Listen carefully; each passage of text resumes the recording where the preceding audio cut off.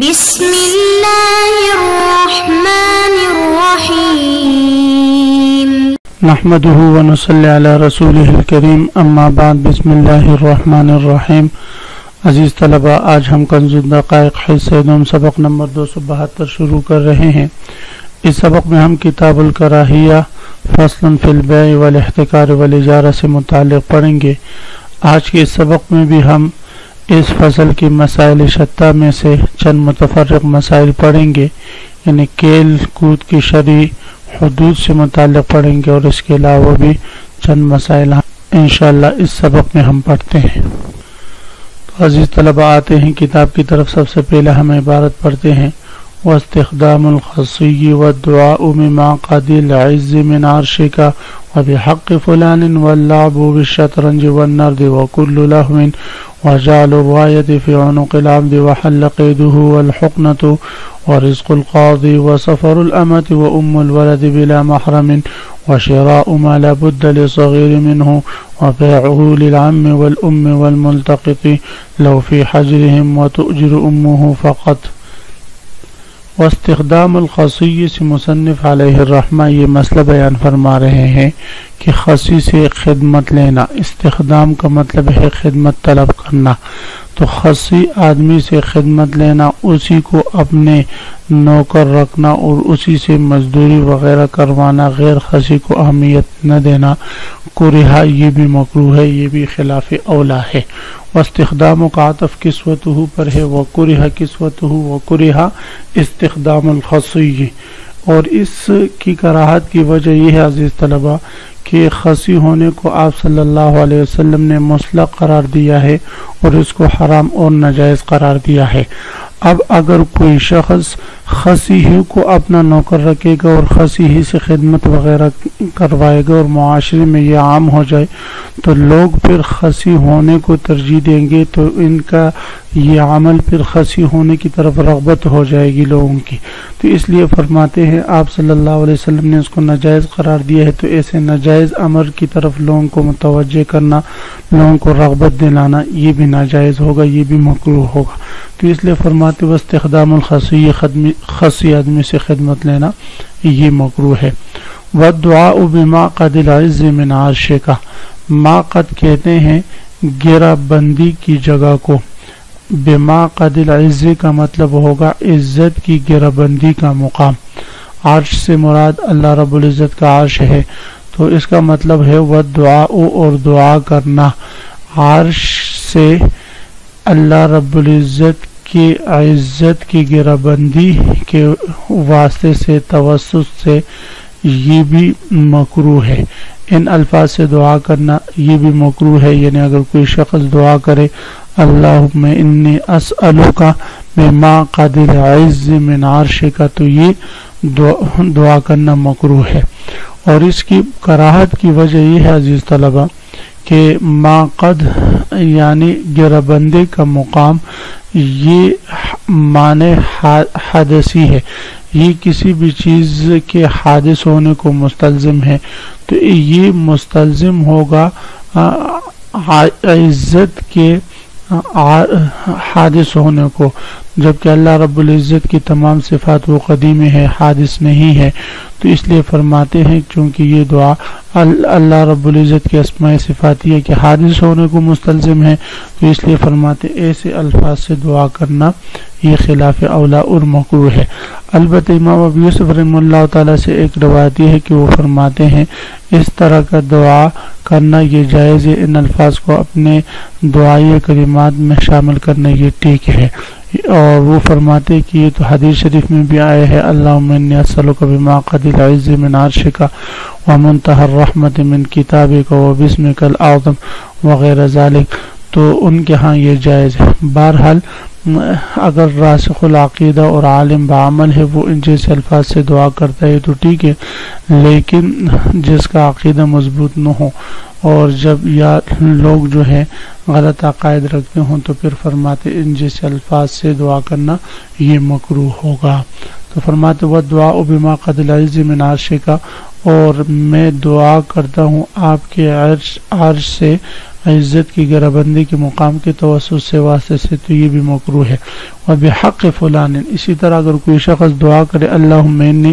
اسألک بحق فلان، تو یہ بھی جائز نہیں ہے۔ وجہ یہ ہے کہ کوئی بھی دنیا میں کوئی ایسا بھی نہیں ہے جس کا اللہ رب العزت پر کچھ حق ہو۔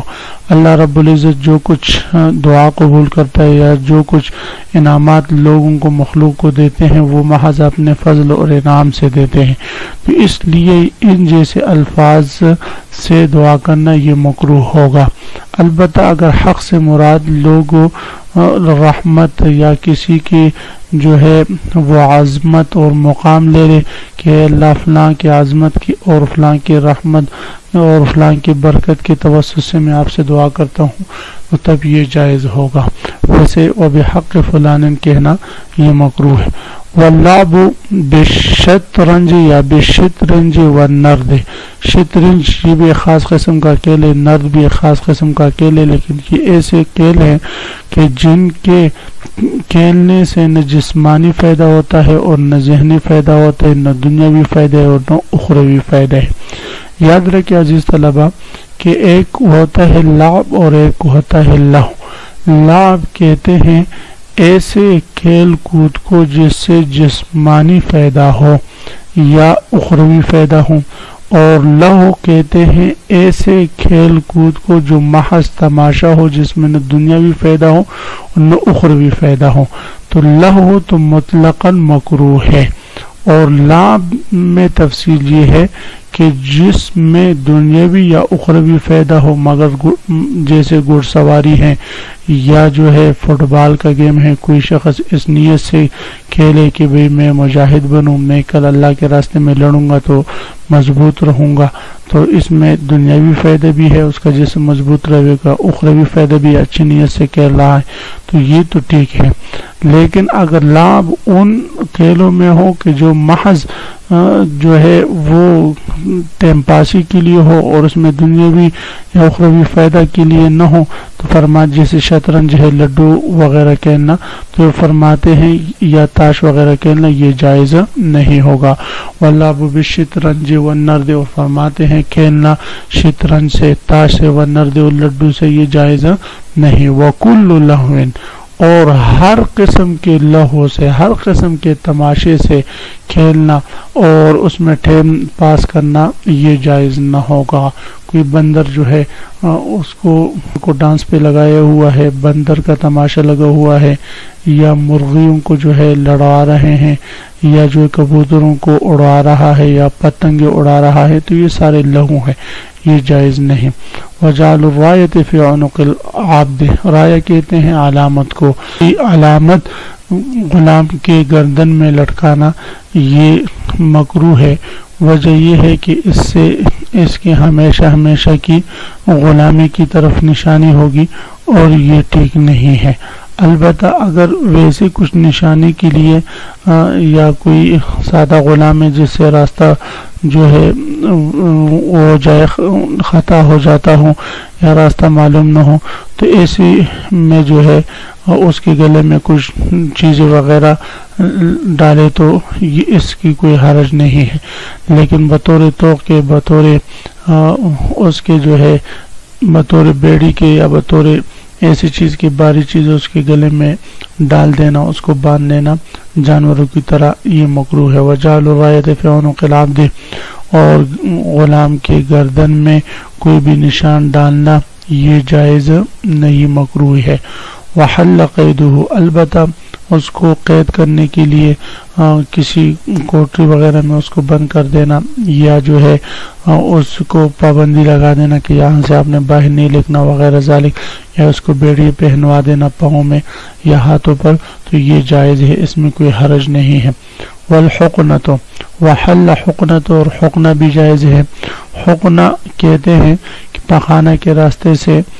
پیٹ کی طرف کوئی دوائی وغیرہ پہنچانا، یہ جائز ہے، بشرطے کہ اس سے صرف بیماری کا علاج کرنا مقصود ہو، قوت حاصل کرنا نہ ہو، کیونکہ تداوی کے لیے یہ اس کی اجازت ملی ہے، اور تداوی بقدر ضرورت بوقت ضرورت استعمال کی جاتی ہے۔ جس طرح کسی کو بواسیر کا مرض ہو یا کچھ اور مسئلہ ہو تو اس راستے میں کوئی دوائی ڈالے یا کوئی جو ہے اندر مرض ہے اس کے لیے کوئی دوائی اس راستے سے ڈالیں تو اس میں کوئی حرج نہیں، یہ جائز ہے۔ ورزق القاضی، رزق القاضی سے مراد قاضی کا وظیفہ ہے۔ یاد رکھیں عزیز طلبہ، قاضی چونکہ تمام مسلمانوں کے مفاد عامہ کے لیے اپنے منصب پر بیٹھا ہوا ہوتا ہے، اور چونکہ تمام مسلمانوں کی خدمت کر رہا ہوتا ہے، مسلمانوں کے جھگڑوں کو ختم کرنے کے لیے وہ بیٹھا ہوا ہوتا ہے، تو ایسے قاضی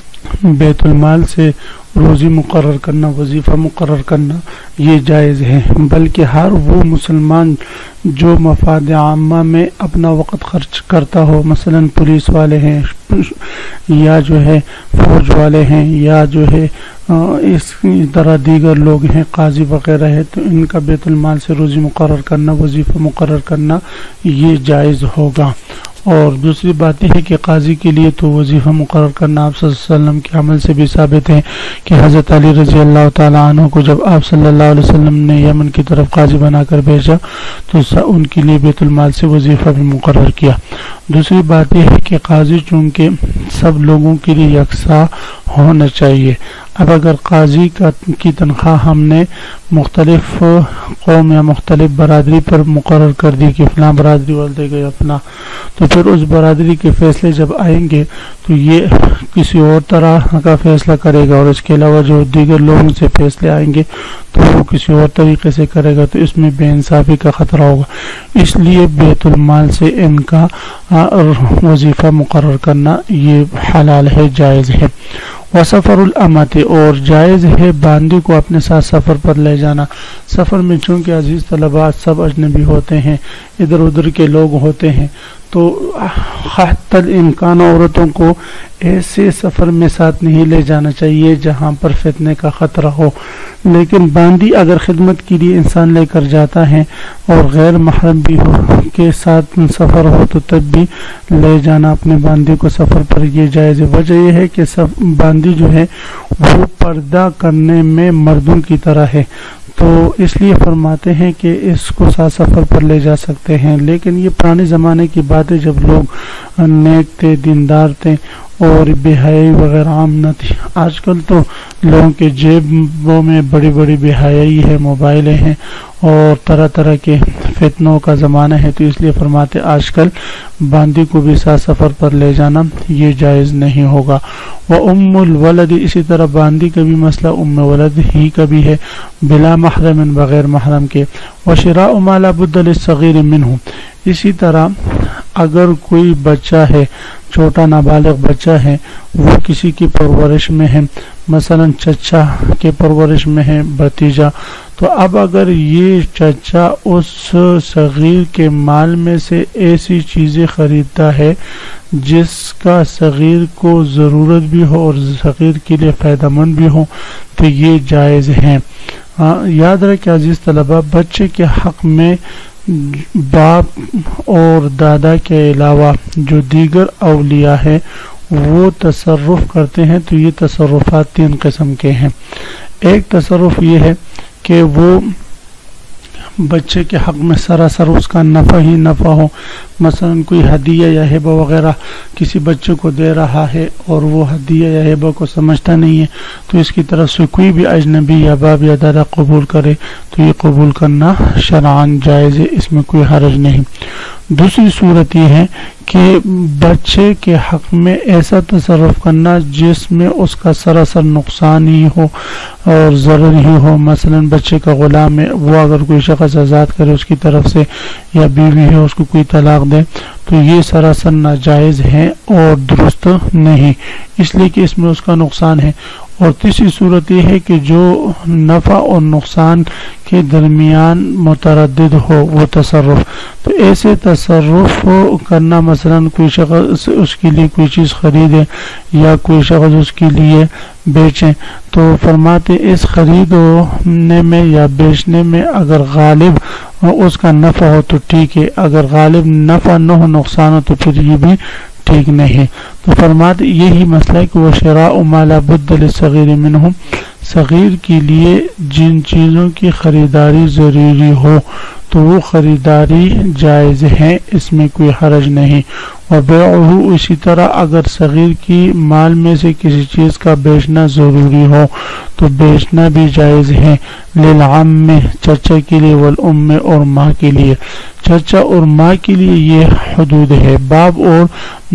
دادا وغیرہ وہ تو مطلقاً کر سکتے اس لیے کہ ان کی ولایت کاملہ ہے۔